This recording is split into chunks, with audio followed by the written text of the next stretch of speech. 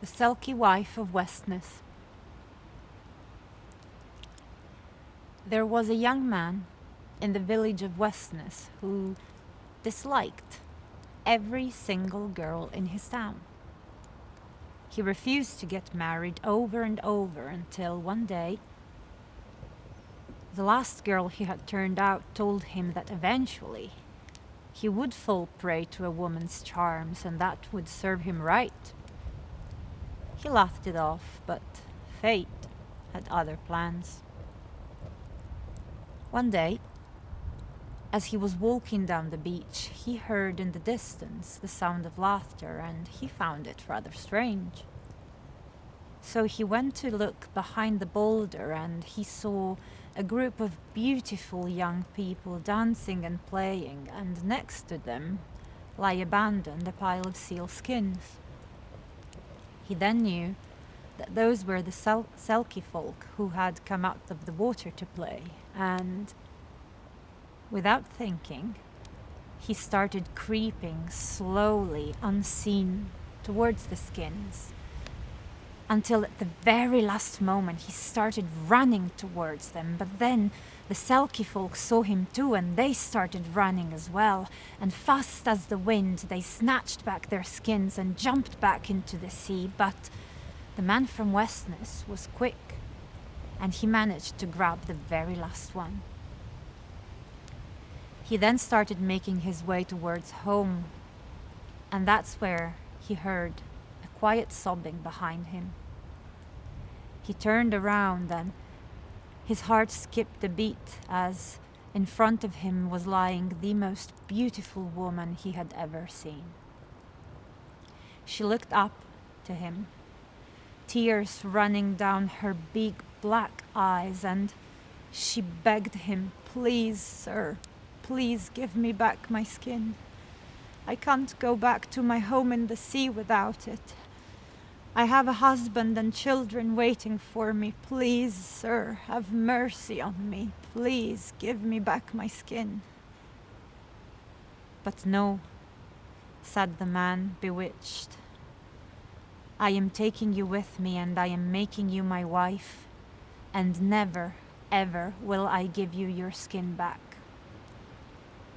With that, she had no choice but to follow him. And soon they were married and had children. Never were in Westness boys and girls so bonny, but the wife from Westness was always sad. She was always weeping, always searching for her skin that the man had hidden away.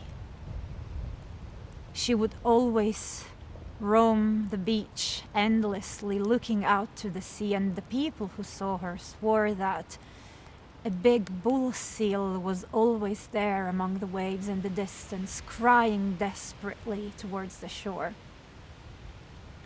And so the years went by. One day it so happened that the wife was left home alone with her youngest daughter while the man from Westness and the children were out fishing. And so she started cleaning, but what in truth she was doing is looking for her skin. "What are you doing, mother?" asked the little girl. "Oh, I am looking for a sealskin to make mittens for your little hands, my love," said she. And so the little girl smiled and said, "I know where a sealskin is.